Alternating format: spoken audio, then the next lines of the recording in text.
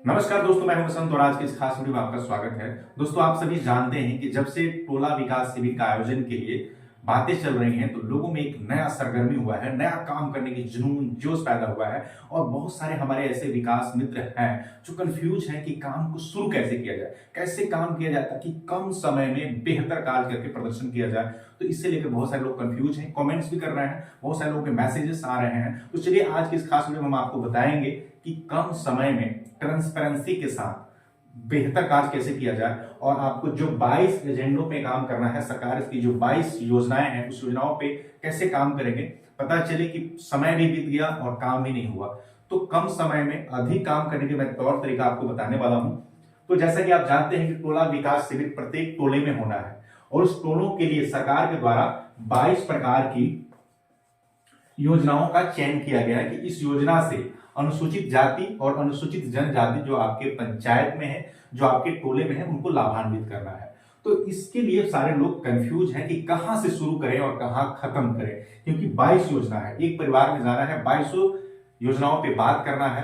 तो सारे लोग कंफ्यूज हो गए हैं। लेकिन मिशन के सेक्रेटरी देवेश सहरा सर ने कॉन्फ्रेंस के माध्यम से कहा था कि प्रत्येक टोले के लिए एक आपको रजिस्टर बनाना होगा जिसमें लगभग 50, 60, 70 पन्ने होने चाहिए। तो मैं भी एक रजिस्टर बना लिया हूं अपने एक टोले के लिए। तो मेरा 9 टोला है, मैंने 9 टोले के लिए 9 रजिस्टर बनाया हूं, जिसपे देखिए पहले पेज में लिखा है राशन कार्ड। उसमें मैंने 2 पन्ने निर्धारित किया है कि ऐसे तो बहुत सारे लोगों को राशन कार्ड बन गया है, कुछ एक ऐसे लोग होंगे 5%, 10% जिनको राशन कार्ड नहीं बना होगा या राशन कार्ड का विखंडन करके अलग होना चाहते हैं। तो इससे बहुत सारी कम समस्याएं हैं, इसके लिए मैंने 2 पन्ने लिया है। फिर है उसका उज्ज्वला योजना, बहुत सारे लोगों को प्रधानमंत्री उज्ज्वला योजना के अंतर्गत गैस कनेक्शन मिला है। तो क्या है ना कि हर योजना के लिए आपको 2 पन्ने बनाने हैं। उस पन्ने में रजिस्टर को लेकर अपने टोले में जाएंगे, जिस टोले में आप कार्य करने जा रहे हैं उस टोले में लेके जाएंगे और उस व्यक्ति का पूरा एनालिसिस करेंगे, उसके पूरे बैकग्राउंड को। तो आपको पता चलेगा कि कौन सी योजना का लाभ इसको नहीं मिला है और कौन सी योजना का लाभ इसको मिलना चाहिए और इस योजना का लाभ लेने के लिए अर्हताएं क्या है, क्या उसके पास डॉक्यूमेंट फुलफिल हो रहा है या नहीं हो रहा है। पता चले कि आप पूरा लिस्ट बना लिए, उसके पास डॉक्यूमेंट नहीं है, तो क्या करना है, उसका डॉक्यूमेंट आपको पहले तैयार कराना है। डॉक्यूमेंट तैयार होगा तभी योजना का लाभ कोई व्यक्ति ले सकता है। तो चलिए हम आज 22 योजनाओं पे बात करते हैं कि क्या प्रायोरिटी लेकर के आप काम करेंगे। दोस्तों, सबसे पहले हम आपको बता दें कि इस प्रकार से राशन कार्ड, उज्ज्वला योजना, रसोई गैस ईंधन, औपचारिक शिक्षा, वैसे बच्चे जो विद्यालय जाना चाहिए लेकिन नहीं जा रहे हैं, तो औपचारिक शिक्षा से वंचित बच्चे हैं, तो ये 3 प्रायोरिटी पर रखा है, मतलब ऊपर से तीसरे नंबर पे है। आंगनबाड़ी, 6 वर्ष बच्चे तक आंगनबाड़ी में पढ़ते हैं, तो उसके लिए आपको योजना में है जन्म एवं मृत्यु आधार कार्ड, कुशल युवा प्रोग्राम, मुख्यमंत्री निश्चय एवं सहायता भत्ता योजना। 9वें नंबर में है ई श्रम card, labour card, Ayushman Bharat card, Awas Yojana, वास भूमि, वासगीत पर्चा, सामाजिक सुरक्षा पेंशन, बुनियादी केंद्र से संबंधित हर घर नल योजना। अभी हमने 15 योजना पे हम वीडियो बना रहे हैं, नेक्स्ट वीडियो में हम बाकी के 22 कवर करेंगे हम। तो दोस्तों, सबसे ज्यादा समाज में समस्या क्या है जो टॉप प्रायोरिटी पे है, जो सबसे ज्यादा उसकी डिमांड होती है, तो मैं आपको बता दूं, राशन कार्ड। राशन कार्ड जीवन जीने का एक माध्यम है। राशन नहीं मिलेगा किसी व्यक्ति को, गरीब व्यक्ति है तो कैसे जीवन जिएगा, बहुत ज्यादा समस्या होगा, बहुत समस्या का समाधान, बहुत सारी समस्याएं होंगी और समस्या के लिए वो हर जगह जाएगा कि मुझे राशन कार्ड बन जाए ताकि राशन मिले। तो ये टॉप प्रायोरिटी पे रखा गया है कि हर व्यक्ति के पास राशन कार्ड होना चाहिए, जो गरीब हो, जो राशन कार्ड की एलिजिबिलिटी रखता हो, उसको राशन मिलना चाहिए। उसके बाद है कि भाई राशन कार्ड अगर बन गया तो खाना बनाएगा कैसे। प्रधानमंत्री उज्ज्वला योजना के अंतर्गत उसको गैस सिलेंडर मिलना है, चूल्हा मिलना है। कौन ऐसे लोग हैं जिनको उज्ज्वला योजना का लाभ नहीं मिला है, तो बहुत लोगों को ये योजना का लाभ मिल चुका है। लेकिन आप टोला भ्रमण करेंगे, टोला के पूछताछ करेंगे तो पता चलेगा कि 5 से 10% ऐसे लोग होंगे जो नई नई शादी हुई है, नए नए लोगों का राशन कार्ड बना है, तो उन लोगों का नहीं होगा। तो उनको आप इस योजना से आच्छादित कर सकते हैं, लाभान्वित कर सकते हैं। सबसे टॉप प्रायोरिटी पे जो है ना आपको काम करना है औपचारिक शिक्षा। बहुत सारे ऐसे बच्चे हैं अनुसूचित जाति जनजाति के जो समाज के सबसे अंतिम पायदान पे हैं और उनके बच्चे पढ़ने नहीं जा रहे हैं। अब उसे कई सारे फैक्टर हो सकते हैं कि पढ़ने क्यों नहीं जा रहे हैं। तो जैसे कि हमने टोला भ्रमण किया या बहुत सारे हमारे विकास मित्र जानते भी हैं कि उनके पास जन्म प्रमाण पत्र नहीं है। अब जन्म प्रमाण पत्र नहीं है तो आधार कार्ड उनका नहीं बन पा रहा है। तो जब हम उसे जन्म प्रमाण पत्र बनवाएंगे, आधार कार्ड बनवाएंगे, तो जाके हम औपचारिक शिक्षा से लोगों को जोड़ पाएंगे। तो सबसे 3, 5 और 6 ये जो योजना है ये बहुत ही ज्यादा महत्वपूर्ण है और ये समाज के हित में है, समाज बदलने की योजना है। इससे समाज, अगर ये सारी तीनों चीजें किसी व्यक्ति को मुहैया करा दिया जाए, जन्म प्रमाण पत्र, आधार कार्ड और औपचारिक शिक्षा, तो मैं यकीनन कह सकता हूं कि ये सारी योजनाओं का लाभ उसे मिल जाएगा। क्योंकि जब व्यक्ति पढ़ेगा तो होशियार होगा तो सारी योजनाओं को बखूबी समझ पाएगा, और बखूबी समझ पाएगा तो इन सारी योजना की जरूरत उसे लाइफ में नहीं होगा। तो चलिए हम सबसे जो प्रायोरिटी पे रखे हैं राशन कार्ड, उज्ज्वला योजना, इसका आप सर्वेक्षण करें और यह काम कराने की कोशिश करें। उसके बाद है औपचारिक शिक्षा के लिए सबसे पहले जन्म प्रमाण पत्र, उसके बाद आधार कार्ड। अब ये तो सबसे मूलभूत समस्याएं हैं।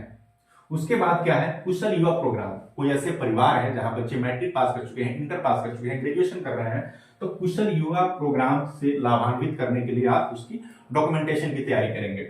मुख्यमंत्री नीतीश कुमार का 7 निश्चय योजना आपने सुना होगा, तो उस 7 निश्चय योजना के अंतर्गत इसमें बहुत सारी योजनाएं हैं, उसको लाभान्वित करेंगे आप, तो इसका भी चयन करेंगे।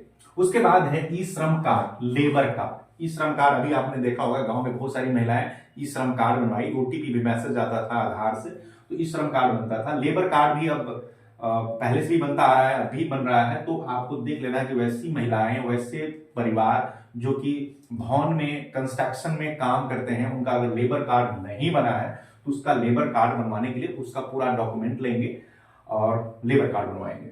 उसके बाद है आयुष्मान भारत कार्ड के लिए कई बार पंचायत में जो जन वितरण प्रणाली के दुकानदार हैं उनके यहाँ सील लगाया गया था कि आयुष्मान भारत कार्ड बनवाए, जिससे लोग अगर बीमार हैं, क्रिटिकल इलनेस हो जाए तो 5 लाख रुपए तक का अनुदान सरकार इसके अंतर्गत मुहैया कराती है। तो ये भी आप उस परिवार में पूछ लीजिए कि क्या आपका आयुष्मान भारत कार्ड बना है या नहीं बना है। आयुष्मान कार्ड बनवाने के लिए उन्हीं लोगों का बनता है जो वर्ष 2011 में जनगणना में जिनका नाम लिया गया था, जिनका राशन कार्ड बना था, तो उसी के आधार पर ये आयुष्मान भारत कार्ड बनाया जाता है। सबसे टॉप प्रायोरिटी अभी आपको ये चल रहा है, अभी 30 अप्रैल तक आवास योजना का सर्वेक्षण हो रहा है, तो सबसे मोस्ट इंपोर्टेंट है ये आवास योजना। आवास योजना में आपको क्या करना है ना कि अभी जो नए शादी जिनके हुए हैं वे लोग एलिजिबल हैं, और जो लोग 40 से ऊपर पार कर चुके हैं, कहीं ना कहीं उनको आवास योजना का लाभ मिला होगा, ये आपको पता कर लेना है।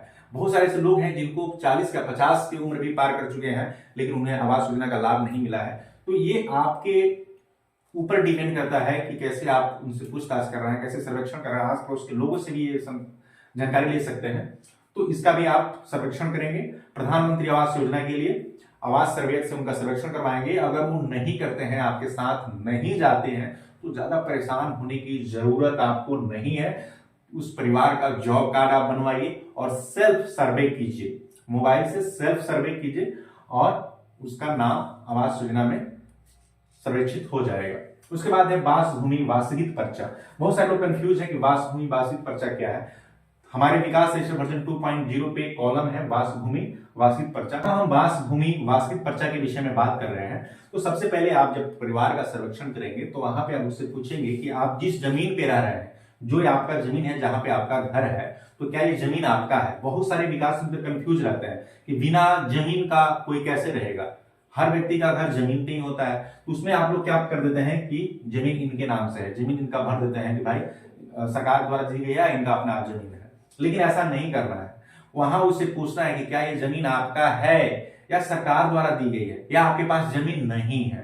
तो ये कंडीशन में आप कैसे प्रॉबिंग करेंगे, कैसे पूछेंगे। तो बहुत सारे ऐसे अनुसूचित जाति और जनजाति के समुदाय के ऐसे सदस्य हैं जो किसी टोले में बसे हुए हैं और किसी व्यक्ति का वो जमीन है, उसका जमीन नहीं है। वो इसलिए उनको बसाया है ताकि ये हमारे खेतों में काम करेंगे, हमारे भैंस गाय का पालन करेंगे। मतलब वो अपने काम कराने के लिए क्या है ना, गुच्छे में लोगों को वहां पे बसा दिया है, लेकिन उसका जमीन एक्चुअल में होता नहीं है। तो व्यक्ति क्या है ना, पूरे जीवन भर दबाव में जीवन जीता है। उसका काम नहीं करेगा तो फिर उसके साथ समस्याएं हो जाएंगी। और उस तरह से क्या पीढ़ी दर पीढ़ी क्या करता है, आदमी मजदूरी करना शुरू कर देता है, शिक्षा से खत्म हो जाता है, मतलब शिक्षा ग्रहण नहीं कर पाता है, दबाव में जीवन जीने लगता है। तो उसे ये पूछना है कि जिस जमीन पे आपका घर है आपका है या नहीं है। अगर वो कहता है कि इस जमीन मेरा है तो आप लिखेंगे कि वहां पे सरकार द्वारा या उसका अपना जमीन है। अगर वो कह रहा है कि ये जमीन मेरा नहीं है, अगर वो कह भी रहा है कि जमीन मेरा है, लेकिन आप उससे पूछिए कि क्या इसका पेपर है आपके पास, आप इससे जमीन खरीदे हैं, दस्तावेज है या पुश्तैनी जमीन है, अगर या सरकार द्वारा आपको पर्चा दिया गया है, अगर वो ऐसा बताता है तो उसके हिसाब से आपको विकास रजिस्टर में दर्ज करना है। या अगर वो कह रहा है कि ये जमीन मेरा नहीं है सिर्फ बसा हुआ हूं, तो उसको आप 12 नंबर की जो योजना है उस वास भूमि का, उसमें लिखना है कि जमीन पे घर तो है इसका लेकिन इसके पास कोई पर्चा नहीं है, तो सरकार क्या करेगी, इसको वास्तविक पर्चा देने का काम करेगी। या जो भी सरकार का इस पे विचार होगा वो अपना विचार करेगी और उसको जमीन देने का काम करेगी। उसके बाद है सामाजिक सुरक्षा पेंशन। सामाजिक सुरक्षा पेंशन में बहुत सारी पेंशन आते हैं, जैसे वृद्धजन पेंशन योजना,